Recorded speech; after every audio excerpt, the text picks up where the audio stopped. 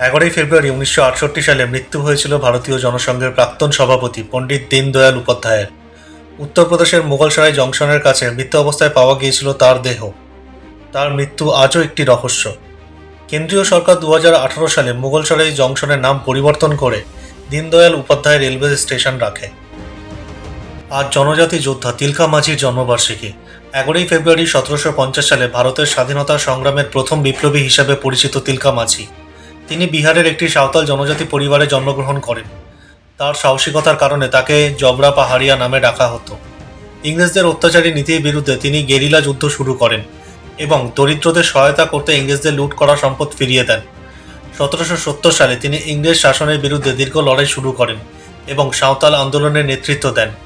1785 সালে ইংরেজরা তাকে গ্রেফতার করে, 4টি ঘোড়ার পেছনে বেঁধে নির্যাতন চালায় এবং শেষ পর্যন্ত এক গাছের ডালে ঝুলিয়ে ফাঁসি দেওয়া হয়। 11ই ফেব্রুয়ারি 1984 সালে দিল্লির তিহার জেলে কাশ্মীরি বিচ্ছিন্নতাবাদী নেতা এবং সন্ত্রাসী সংগঠন JKLF এর সহ প্রতিষ্ঠাতা মকবুল ভাটকে ফাঁসি দেওয়া হয়।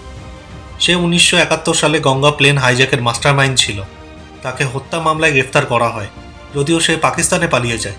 পরে ভারতে ফিরে এলে তাকে পুনরায় গ্রেফতার করা হয়। 11ই ফেব্রুয়ারি 1984 সালে ফাঁসি দেওয়া হয় তাকে। 11ই ফেব্রুয়ারি 1847 সালে আমেরিকান বিজ্ঞানী থমাস আলভা এডিসন জন্মগ্রহণ করেন। তিনি বিদ্যুতের বাতি আবিষ্কার করেন, যদিও এই আবিষ্কারের পথে তিনি 1000-এরও বেশি বার ব্যর্থ হন।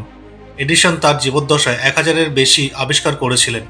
তার মধ্যে phonograph, safety fuse, on off switch এবং মোশন পিকচার অন্তর্ভুক্ত। তিনি 18ই অক্টোবর 1931 সালে মারা যান।